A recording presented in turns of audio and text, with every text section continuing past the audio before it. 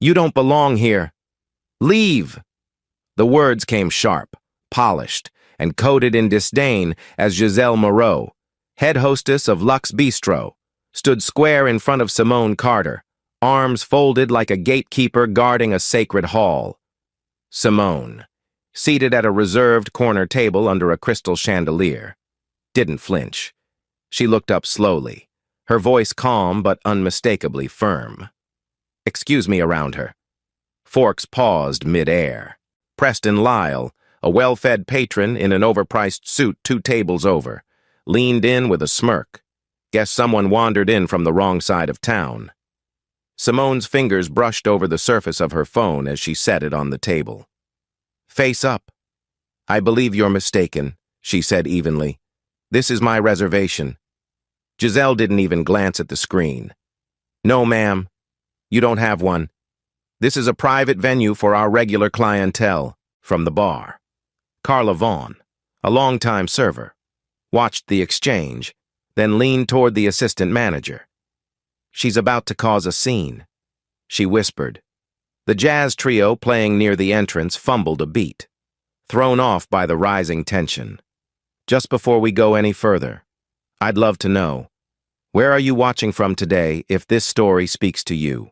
Hit subscribe. And if you've faced something like this, share your story in the comments. Your voice matters." Simone shifted slightly in her seat, her gray tailored blazer catching the gold lighting. "The mistake," she said softly, "is not mine." Preston chuckled aloud, loud enough for everyone nearby to hear. Someone should remind her this isn't a food court. The insult hung in the air like cigar smoke. Giselle, still expressionless, reached into the podium drawer, pulled out a thin, laminated voucher, and placed it neatly in front of Simone. "There's a stool at the bar. You can sit there if you'd like." Simone glanced at the plastic voucher as if it were something scraped off a shoe. "Do I look like I sit at bars waiting for scraps?" Vincent Reed, the restaurant manager, appeared beside Giselle, adjusting his sleeves. "There's no need to raise your voice," he said. Despite Simone having spoken in near whisper, "We double-checked the system. There's no Simone Carter on tonight's list." He turned the tablet screen toward her, a blank entry field staring back like a staged exhibit. "Unverified guest." He read aloud. Carla passed by again, whispering to another server as she nodded at Simone. "She's not letting this go." Simone's gaze sharpened. "And your lies are being logged." Elliot Nash, assistant manager, swiped across the screen of the host stand. "Reservation canceled," he said with a small shrug, not bothering to hide his grin. A middle-aged woman at the next table, wearing too many pearls and too little sincerity, turned to her companion and muttered, "Some people just don't know when to leave." Simone sat still, not raising her voice, not touching her phone. "I see what this is," she said, her voice even and razor-edged. "But this table stays mine." Maureen Tate, a socialite who hadn't missed a gossip column since 1987, leaned back in her chair, sipping her rosé. "This place used to be so refined," she said. Carla chuckled as she walked by. "Real CEOs don't argue with hostesses." Vincent dimmed the light over Simone's table. "Enjoy your evening," he said, walking off like a man who thought he'd won something. Simone tapped her phone once, then twice, launching a series of encrypted commands. She didn't stand, she didn't shout. Instead, she turned to the woman seated quietly across from her, Nia Brooks, CFO of Vanguard Solutions, and said, "He's triggered the sequence." Nia was already typing. "Confirmed. Staff directory and POS logs loading. I'll cross-check them against tonight's access history." Simone gave a short nod. Across the room at the bar, Elena Ruiz, Vanguard's general counsel, had her phone in hand, recording silently. Every frame legally admissible. Jasper Cole, a server watching from the shadows near the wine cart, narrowed his eyes at Vincent's smirk and pulled out his own phone, texting Simone one word: "Watching." At a window-side table, tech consultant Avery Quinn set her wine glass down and quietly began filming. She'd seen injustice before, but never this theatrical, and never this foolish. She tapped record just as Preston stood again, now louder. "You really gonna sit here and pretend this is your place?" he said, arms raised as if addressing a jury. "We all know the real patrons, don't we?" Simone leaned back, her face relaxed, almost bored. "You're just making it easier," she murmured. Nia held her phone under the table. Staff logs pulled. Giselle's had 2 prior complaints. Vincent flagged 3 guests for non-conformity this week alone. Simone smiled faintly. Text Roland. She pulled out her phone and dialed. Roland Hayes, the restaurant's owner. Answered after 2 rings. "Simone," he said, "it's not your night." "Huh." She didn't respond to the casual tone. "Check your hostess's file. And your manager's. Then check your phone logs in 10 minutes. Roland hesitated. "What's happening?" "Your staff," she said, "is costing you millions by the minute." As she spoke, Avery's first post went live, a short clip of Giselle saying, "You don't belong here." Captioned, "This happened at Lux Bistro tonight, in Beverly Hills." Yes, really. Within minutes. It reached 5,000 views. A woman in a sequined dress across the room gasped. Someone else dropped their silverware. "Is that video?" "From right now," Maureen asked. "She's filming this." Preston's jaw clenched. Carla turned to Elliot. "Take her phone."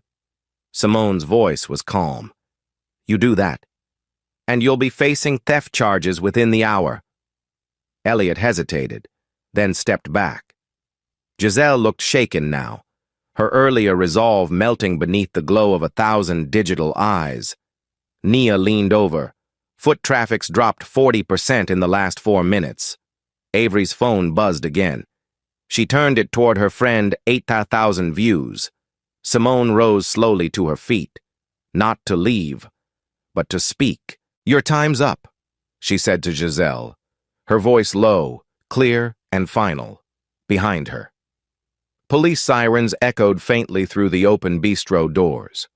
The crowd fell silent, and Simone sat back down. Her seat was never up for debate. The music halted mid-note as the restaurant's POS system froze, servers clutching handheld tablets that suddenly displayed error messages, orders suspended in limbo. Simone Carter remained seated at her table, still and steady, watching Lux Bistro unravel around her without lifting a finger. Vincent Reed stormed toward the host stand, eyes blazing. "Ladies and gentlemen," he declared loudly, projecting across the dining room, "we're experiencing a temporary technical issue, made worse by a disruptive guest." His eyes locked on Simone, making no effort to disguise the accusation. Carla Vaughn, always eager to follow the dominant current, circled among diners, whispering to each table, "She's crashing the system. It's chaos back there."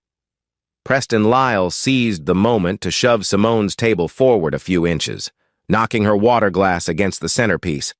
"This place doesn't need people like you ruining things for everyone," he shouted. The words carried.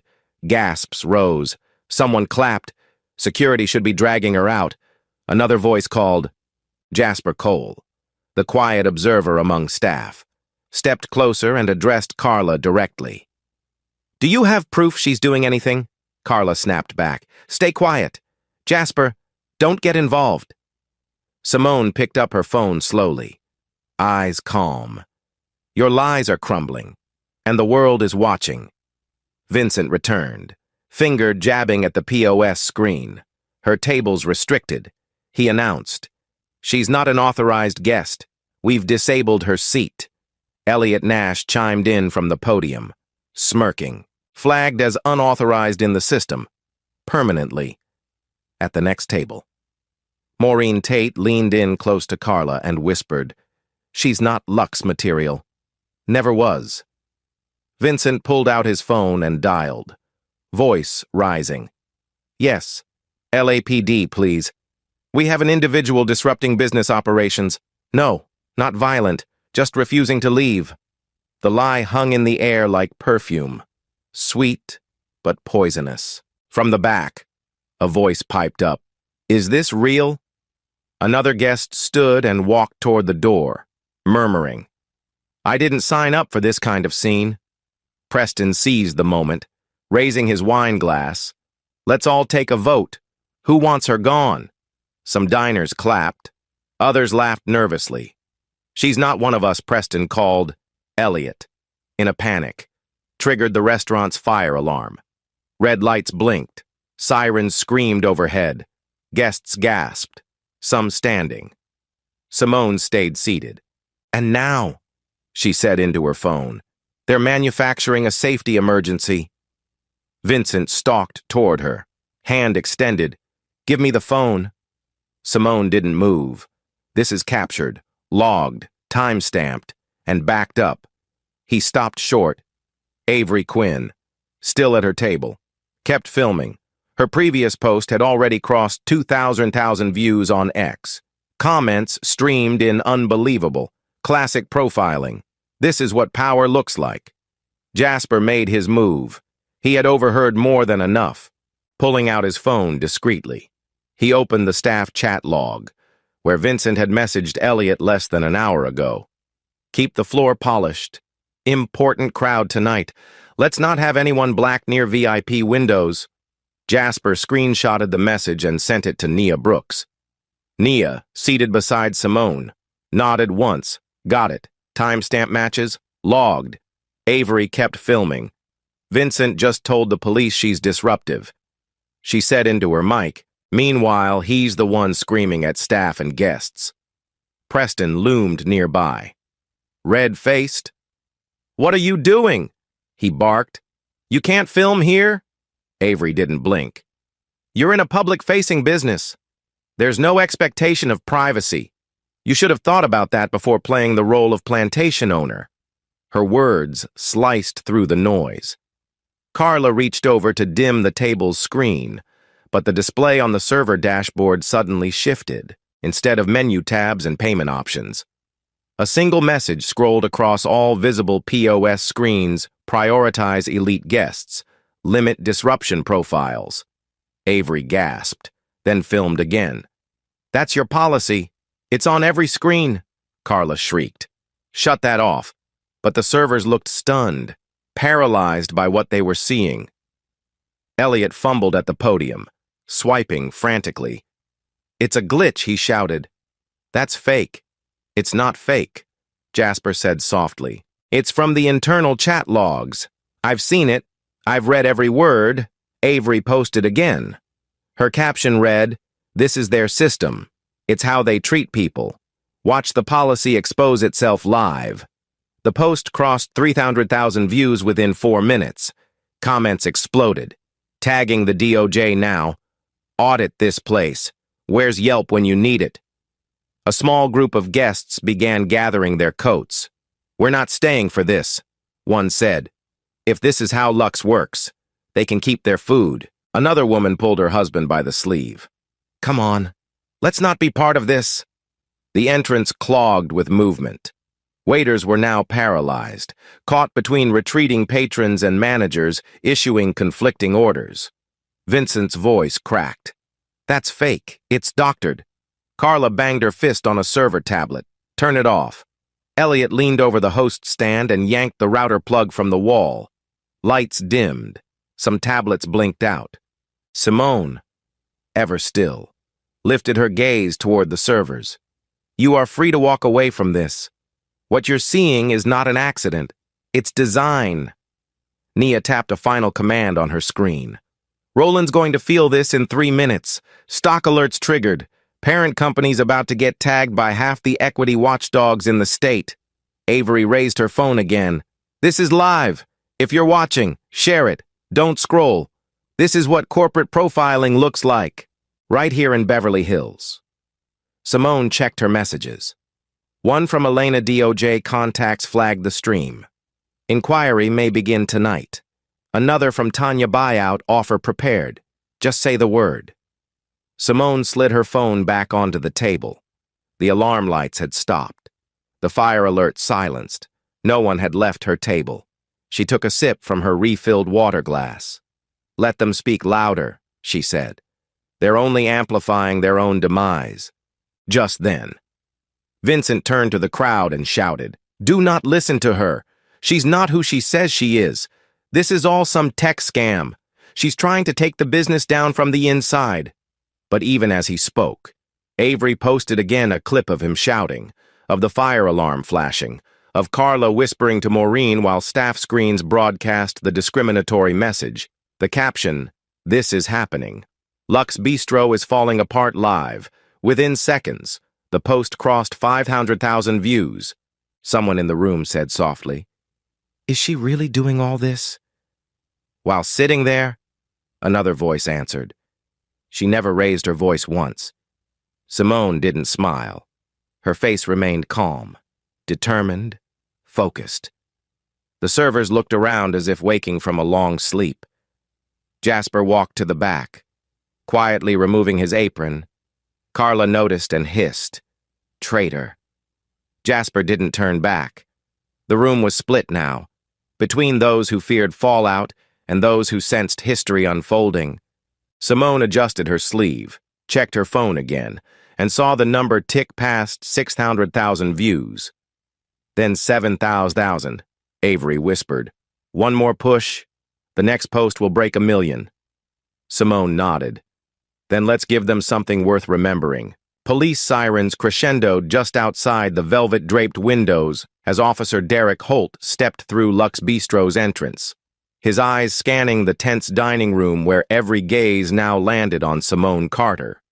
Phones were raised, napkins clutched, glasses untouched. At the head of it all, Vincent Reed pointed directly at Simone, his voice edged with panic and pride. "That's her, the one disrupting everything. She's made threats, tampered with systems. She's not who she says she is." The desperation in his tone couldn't mask the fear. Officer Holt approached slowly, not rushing, not agitated. He'd been briefed mid-transit by dispatch, and by someone more informed than Vincent expected. Still, Vincent gestured wildly. "She's a threat to the establishment, Maureen Tate. In a gown worth more than her assistant's annual wage, tossed a cloth napkin directly onto Simone's plate, sneering. Real CEOs don't sit there while chaos burns." Carla, emboldened, walked over and deleted Simone's name from the front-of-house display, announcing, "Gone. No trace. Just a ghost." Diners laughed nervously, feeding off the unraveling. The jazz band had long since fallen silent. Avery Quinn's latest video, captioned "Still Happening," still ignoring her calm, still digging their grave, crossed 500,000 views on X as a ripple of public fury mounted online. Simone brushed the napkin off her plate with 2 fingers, as if flicking off dust. "Your careers are over," she said, not loudly, but the words reached everyone. Vincent stammered. You can't threaten us in front of law enforcement." Officer Holt, arms folded, said nothing. Giselle re-entered the scene, now frantic, tapping away at the host tablet. "She's locked out. I removed her profile. She's nobody now." Preston Lyle stood near the table, eyes scanning Officer Holt for support. "Lux is for real players," he shouted, "for people who built something, not for those who snuck in through loopholes." Elliot Nash moved to Holt's side. "Phone out. We're flagging her as detained. Right now." A few guests clapped, perhaps relieved someone was doing something. One bold voice shouted, "Kick her out already." Simone didn't blink. "Everything you've just said is archived. You're making it easy for the Department of Justice." Carla leaned in from behind. "You're a disgrace to this place." Maureen chuckled bitterly. "She's out of her league." "Can't buy class." Then, without warning, Vincent shoved Simone's chair an inch back from the table. Not hard, not violent, but deliberate. A power move. A message. Simone didn't move an inch. She just stared at him and said, "You're finished." Maureen caught Officer Holt's attention. "Why are you just standing there? She's clearly not stable. Remove her. Holt finally spoke. I'm here to observe, not to serve as your tool. He turned to Simone. Ma'am, do you need assistance or protection? Only from their incompetence, Simone said, calmly, not from their threats. The air thickened with embarrassment. Then she pulled a small USB stick from her pocket and handed it to Avery. Post this. Show them what they hid. Avery nodded and turned toward her laptop. But before she could upload, Elliot rushed forward, slapping it from her hand. It skittered across the marble floor. That's proprietary data, he yelled. That's theft. Simone leaned back, unmoved. You just assaulted a guest. Nia stood up now, her voice direct.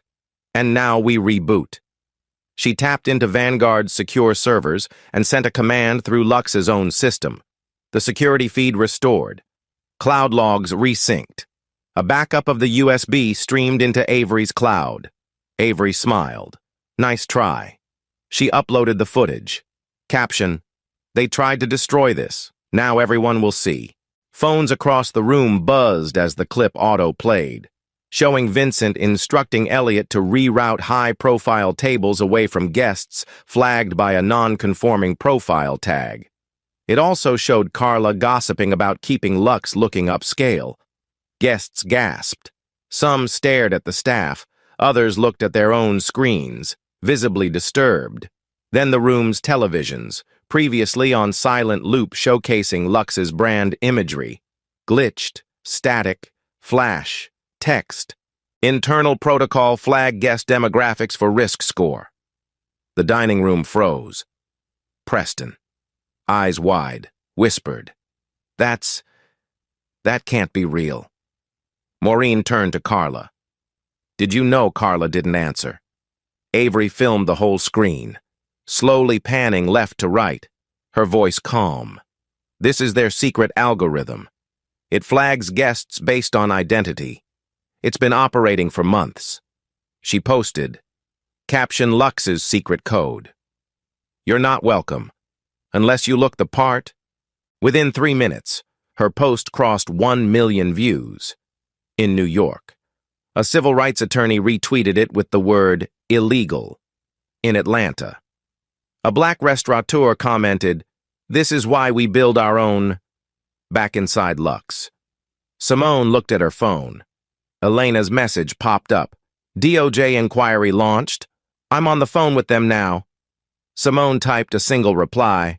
Proceed. Another text. From Tanya. We're ready to buy. Just say the word. Simone tapped once. Now, at that moment.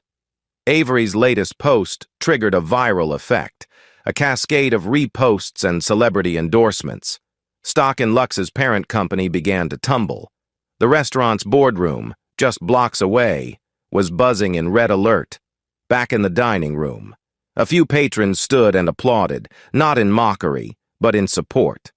Officer Holt turned to Vincent. You filed a false report. I'd suggest you stop talking. Vincent's mouth opened, but no sound came. Elliot, near the podium, watched in horror as another message appeared on the server screen. Parent company stock dropped 50% in 22 minutes. Carla stepped back. This can't be happening, Maureen whispered to Preston. We're going to be part of this headline. Preston nodded stiffly, frozen in place. Simone, still seated, turned to Nia. Everything in place. Nia confirmed buyout in progress. Tanya has Roland's silent partnership terms. Elena is reviewing liability waivers now. Simone tapped her phone once more. The message went out. At that exact second, Tanya sent an official digital offer to Roland Hayes. Lux Bistro was now under full bid review, while Simone Carter hadn't even stood from her table. Guests stared at her not with contempt now, but reverence. She hadn't raised her voice. She hadn't flinched. And yet, their entire world was shifting around her. Back at the bar, Elena toasted a quiet glass of water. Justice served. She whispered to no one in particular. Jasper, now off shift. watched everything with quiet pride. Avery whispered, "We're not just witnessing a takedown. We're watching a masterclass." Simone sat back, her hands folded in front of her. She had only just begun, in a sleek high-rise just blocks from Lux Bistro. Roland Hayes stood inside his glass-walled corner office, jaw clenched, fingers drumming the edge of a conference table lined with panicked executives. Their phones buzzed non-stop. On the mounted screen, stock data tumbled red. Lux's brand sentiment graph collapsed into negative zones, and trending topics on social media showed phrases like discrimination at Lux, black CEO denied dignity, and justice at a dining table. Roland's assistant stammered, "Sir, we're hemorrhaging value. 25% down since the first post. 48% now," another voice added. "We're trending below a $500 million valuation." DOJ inquiry confirmed. "PR team's on hold." "What do we tell them?" Roland snapped. "Tell them to stall." But the fear in his voice betrayed the calm he tried to project. "Who's behind this?" he barked. "Why wasn't I told there was an incident? Where the hell is Vincent?" A junior executive shifted in his chair. Footage just posted shows Vincent flagging guests based on race, Carla lying to diners, Elliot falsifying POS data. The videos are real. Her name is Simone Carter. "Sir?" Roland froze. Simone Carter. The name hit him like a slap. Cold, humiliating, and undeniable. The Vanguard CEO. No one answered. They didn't have to. "She's the one who helped draft the DOJ equity guidelines." Another board member whispered, "The one with connections to the federal oversight team." Roland staggered back a step, piecing together the disaster too late. "Get her on the phone," he ordered. "Now, at Lux Bistro." The dining room was no longer chaos. It was quiet, controlled, like the eye of a storm Simone had summoned, then mastered. Her phone vibrated once. Tanya Wells, her broker, had just sent the offer. The digital acquisition of Lux Bistro and all its assets, including leases, systems, and staffing contracts, was now live. Simone remained seated, fingers laced calmly on the tablecloth. Nia whispered beside her. Roland just opened the email. "They're scrambling," Elena texted from the bar. "He's called 6 people in 4 minutes. They know it's real. They're scared." Vincent Reed, still trying to maintain some posture of authority, leaned in toward Simone. "You're not walking away from this untouched. You think you can just threaten your way into ownership?" Simone tilted her head, measured, calculating. "You already handed it to me. Every policy, every file, every incident you failed to report. You wrapped it in a bow." Elliot, hovering behind Vincent, whispered, "Sir, the control system's just locked. I can't access staff accounts. Her tech team has override clearance." Vincent turned pale. Override. How Nia didn't even look up from her phone. "We built your reservation infrastructure. Vincent, you've been operating on Vanguard's platform for nearly a year. You just didn't bother learning who you were working with." Carla, from the server station, watched as lights on her handheld terminal dimmed, then blacked out completely. "It's gone," she murmured. "Everything's locked. We can't process orders. We can't close tabs. We can't even pull tips." Around the room, murmurs rose again. Some guests stood and left in silence. Others filmed. Avery, still recording, zoomed in on the display screen behind the bar, which now read, "System under review. Property of Vanguard Solutions." Roland finally called Simone's phone. She answered it on speaker. "Simone," he began, his voice taut. This is a misunderstanding. Surely we can settle this privately. You had an opportunity to know your own staff." Simone replied evenly. "You chose not to. You allowed a culture of exclusion to thrive under your banner, and you denied me dignity at my own reservation.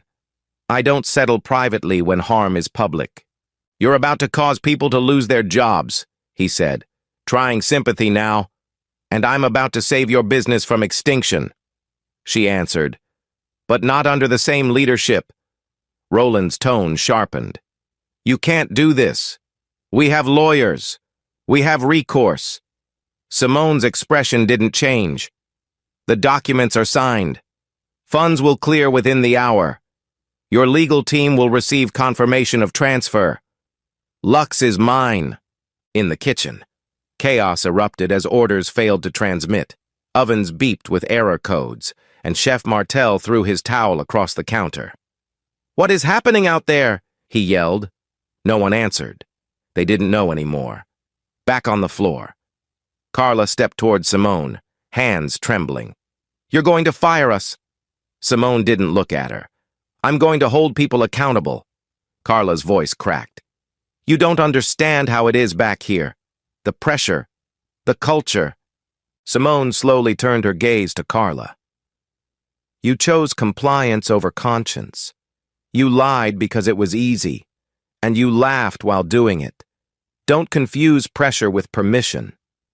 Vincent, panicked now, ran toward the back-of-house server, attempting to erase security footage. But as he tapped furiously, Avery's voice rang out, already backed up to 3 mirrors. Don't bother. She uploaded the final video, Vincent cursing, deleting, sweating, her caption. They're trying to cover their tracks, but receipts are forever. The post climbed to 1 million views within minutes. Tanya sent the last confirmation. Elena texted Simone. It's done. We own the brand. You can make the call. Simone stood for the first time since the ordeal began. The air shifted. The restaurant, once condescending, now cornered, watched her rise with awe and dread. She adjusted the sleeves of her blazer and looked to the staff still lingering nearby.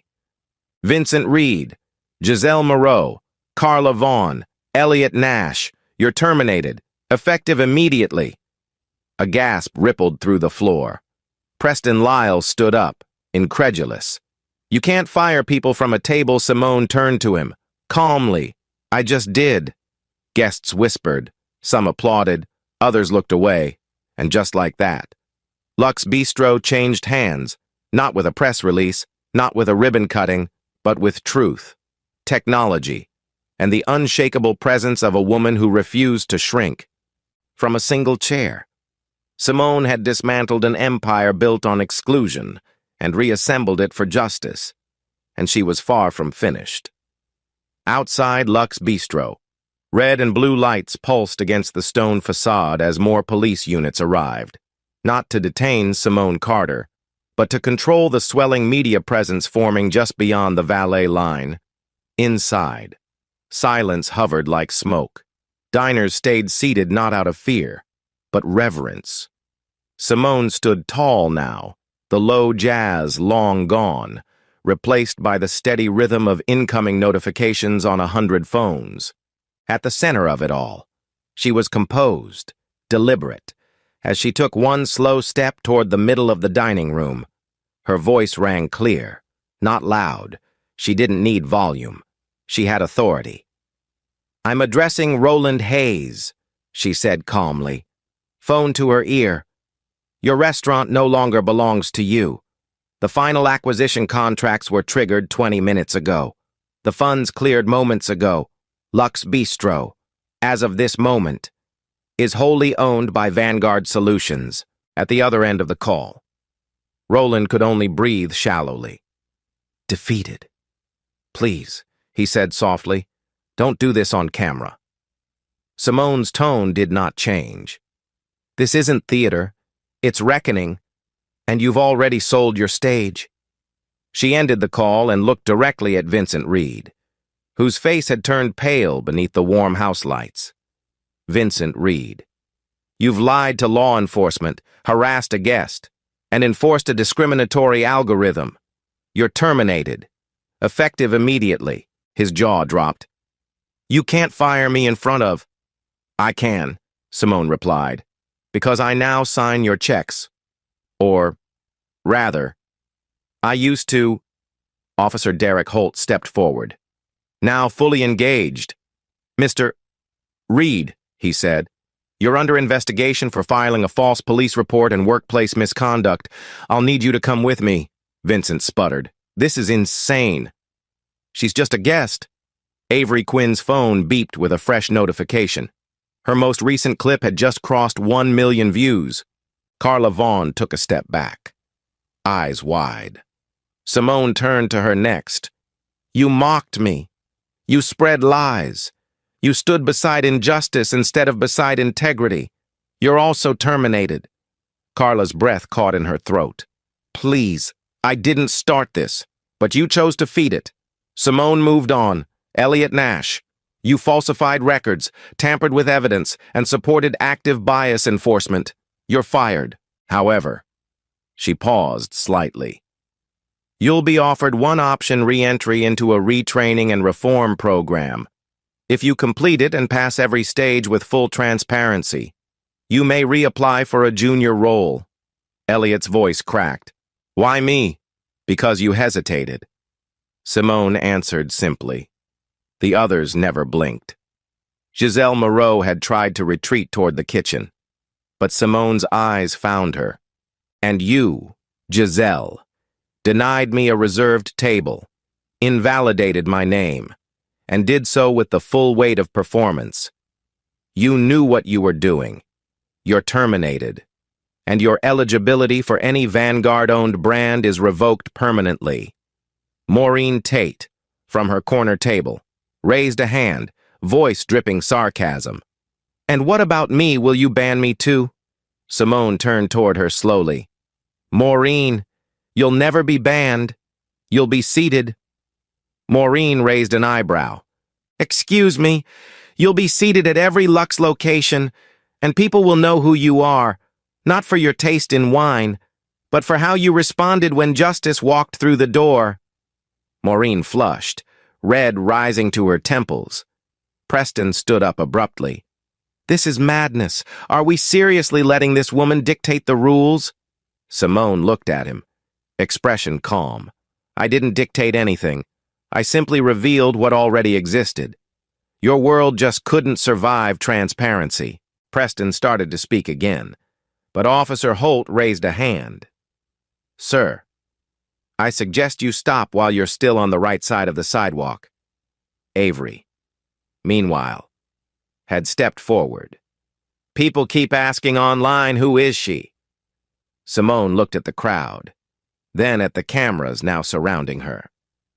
My name is Simone Carter. I'm the CEO of Vanguard Solutions. I've built systems that power this industry. I've advised the Department of Justice on equity compliance. I've shaped the very algorithm your business misused tonight. The room went completely still. Elena Ruiz, from the bar, raised her glass silently in acknowledgement. Tanya Wells, now visible through the glass entryway, gave a firm nod as she stepped inside. A waiter whispered. She's that Simone Carter, another answered. She's why my cousin finally got promoted at Biltmore Grill. She fought for that equity law, Simone continued. I didn't come here to be celebrated. I came here to enjoy a dinner I reserved, in peace. And instead, I was reminded of what still happens to women who look like me, even after everything we've built. Maureen stood abruptly, trying to spin the moment back. You're just angry. You wanted attention. You played everyone. Avery tapped her phone. Broadcasting the moment live. We're still rolling, she said flatly. You want to keep going. Simone turned to Elliot one last time. The program offer stands, but if you decline, you'll be permanently barred from hospitality positions connected to Vanguard Tech. Elliot swallowed. I'll take the program, he said quietly. I want to be better. Simone gave a slight nod. Then show it. Then came the next twist. Extreme and sudden. Avery's phone lit up again. A post had just gone live, captioned simply, Who is she? The video showed Simone's journey, her graduation from Stanford, her founding of Vanguard, her viral speech on algorithmic bias in restaurants. Maureen tried to object. That's curated, that's PR. But no one listened. Her voice no longer mattered. The internet had spoken. Simone's name was trending. Her work was being cited. Guests were reposting Avery's clips with words like hero, leader, how justice should look. Even the bistro's own official account had been flooded with thousands of comments, all demanding reform, accountability, and apology. And then something unexpected happened. Simone turned back toward Elliot. You'll start tomorrow. We begin with how to listen. The rest of the staff stood frozen, unsure whether to follow, fear, or respect her. For the first time in the evening, Simone allowed herself to exhale. She wasn't done, but the storm had turned. And now, the rebuilding could begin the morning after the takeover. Lux Bistro's front windows were still streaked from the press lights. But the mood inside had shifted entirely. Gone was the arrogance, the hush of exclusion, the polished disdain worn like perfume. In its place, silence, humility, and a waiting staff unsure whether they still had jobs. Simone Carter stood in the center of the dining room once again, not as a guest denied a seat, but as the new owner, flanked by Nia Brooks and Tanya Wells, who quietly observed the remaining employees. Today marks a new chapter, Simone said, her voice composed yet unmistakably firm. Lux is no longer a stage for gatekeeping. It will become a national standard for inclusion, fairness, and transparency, and that starts with every one of you. She paused. No one here will be judged by how they look, but by how they listen, how they serve, and how they grow. Some staff nodded, others stayed frozen, unsure whether to believe her.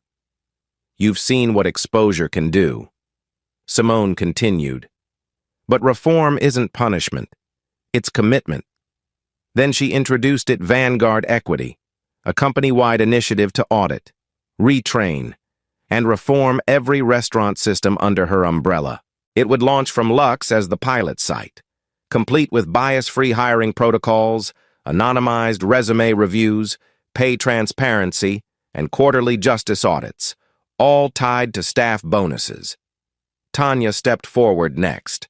The staff who stay and commit to the program will receive 2 months of pay while retraining, and full employment upon completion. We're not here to humiliate you. We're here to build something lasting. Jasper Cole, who had blown the whistle the night before, now stood by the bar, no longer hiding. If this had existed a year ago, he said quietly, a lot of people would still be here, and a lot of mistakes wouldn't have happened. Across the room, Elliot Nash remained near the host stand, holding a notepad instead of a tablet. He was already enrolled in the first training session, scheduled to begin that afternoon. Simone gave him a nod. Then Avery Quinn entered with her phone already recording. The internet hasn't stopped, she said. We're over 3 million views across all platforms. The public's watching to see what Lux becomes next. Good, Simone replied. They'll see more than a scandal. They'll witness a transformation. But even as the atmosphere began to soften, Elena Ruiz arrived with something far heavier. She placed a folder in front of Simone. We did a preliminary audit of Lux's internal files. She said, there's something else. Something big. Simone opened it slowly. Inside were spreadsheet printouts, payroll logs, tip pooling data, shift adjustments. A pattern emerged. Over the past 2 years, Lux had routinely shaved overtime hours, withheld bonuses from part-time staff, and rerouted gratuities meant for back-of-house workers into general management pools. Carla had been one of the recipients. So had Vincent. This is wage theft, Simone said, her voice lower now, jaw clenched. Elena nodded. We have documented records, signed reports, and at least 5 pay periods that violate California law, Tanya added. If this leaks, and it will, It won't just be a racial bias scandal. It'll be a labor crime. Simone looked around the dining room. The walls were still lined with gold trim, the linens still crisp. But now, they were stained with more than discrimination. They were soaked in greed. "Avery," she said slowly, "can you post a statement in 2 hours? Let them know what we found, but do it with clarity. This isn't about revenge. This is about truth." Avery raised her phone, already drafting it. Hours later, her post went live with the caption, "More secrets from Lux wage theft, hidden policies, and the silence behind fine dining." But it ends here. The reaction was immediate. Labor rights activists reposted it. Employment lawyers weighed in. Union leaders tagged other restaurants asking, "Are your books this clean?" Simone stood near the window, arms crossed. She wasn't surprised. She'd spent a career fighting systemic bias dressed up as protocol. But this wage scheme, was more insidious. It hadn't just silenced voices. It had stolen from them. "We'll fix it," she said quietly to Nia. But not just here. Across the industry. And so Lux, the place that once denied her a seat, became the blueprint for reform. Not with apologies whispered after the cameras left, but with change documented, published, and enforced. And Simone, who had arrived as a customer, had now become the architect of a revolution. Weeks passed, but the echoes of that night at Lux Bistro rippled far beyond the walls of Beverly Hills. For Vincent Reed, the consequences were swift and unrelenting. After being detained and questioned, he was released but disbarred from managing in any establishment tied to Vanguard Systems. His name, once synonymous with exclusivity, now triggered headlines about profiling, falsified records, and wage theft. No reputable restaurant would touch his resume. The smug confidence that once defined him was gone, replaced by silence and a growing list of civil complaints. Giselle Moreau relocated within days, applying for lower-tier hospitality jobs in less recognizable towns. But the internet never forgets. A viral thread under the tag hashtag #SeatEveryone featured her face alongside quotes from the night she denied Simone a table. Carla Vaughn stayed in Los Angeles, but it was different now. The regulars who once tipped her lavishly looked the other way. No one asked for her section. She eventually took a position at a small diner outside the city, where she served quietly. Out of the spotlight, Preston and Maureen, though not employees, became cautionary tales. Maureen was removed from 2 charity boards after public backlash. Preston was dropped from his private club, not for what he said, but for what he revealed about the people who stayed silent. Lux Bistro, however, was alive, not just functioning, but transforming, under Simone's leadership. The first Vanguard Equity pilot was underway. Staff wore name tags that read not just names, but roles they were training into. Host in progress, manager intern, equity lead. Guests were greeted not with suspicious glances, but genuine eye contact and warmth. Jasper Cole, once a quiet server afraid to speak up, now led the Justice Committee, a weekly staff forum to report concerns and audit fairness. Elliot Nash, once complicit, now walked into work daily with a journal and a question. "What did I do today that challenged my bias?" Simone saw it. And she didn't forget. Forgiveness, in her world, wasn't soft, it was earned, and Elliot was earning it. "You chose growth," she told him one morning as he helped rework the onboarding script. "That matters more than your past." Avery Quinn continued to document the journey. Now, as an official media consultant for Vanguard, her updates didn't just cover the scandal. They highlighted the recovery, the healing, the rebuilding. One clip in particular, of Simone and Elliot walking the floor side by side, went viral for a different reason. The caption read, "Accountability isn't destruction. It's discipline with direction." It was shared by educators, business leaders, and even congressional candidates. Lux had become a symbol, not of scandal, but of the possibility within reform. And then came the final twist. A video appeared one Friday afternoon, unannounced. It was posted not by Avery, but by Carla Vaughn. In it, she sat at a small kitchen table, wearing no makeup, eyes puffy, voice quiet. "I didn't think anyone would listen," she said, "but I want to say it anyway." The video showed Carla apologizing, fully, without excuse. She admitted to mocking Simone, to enabling toxic culture, to ignoring her gut. "I was tired," she said, but tired isn't an excuse for cruelty. She ended with one sentence that stuck with everyone who watched. "If she could lead from a table they tried to take away, then I can start again from this one." Avery reposted it with the caption "Change at Lux." Simone watched the video alone in her office, then forwarded it to Nia, Elena, and Tanya with a single word: human. That night, Simone returned to Lux not in a blazer, not as a CEO, but in jeans and a soft cardigan.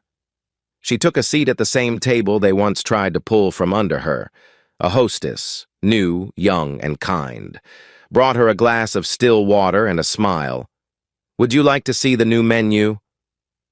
Simone looked around. The lights were warmer now, the music softer, the staff more diverse. And behind the bar, Elliot wiped down glasses while teaching a new hire how to greet without judgment.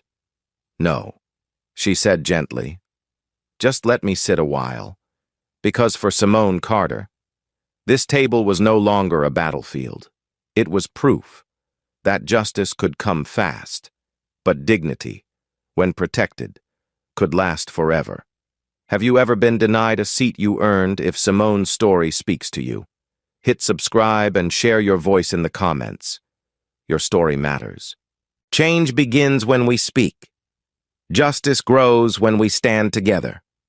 So, where have you turned silence into strength?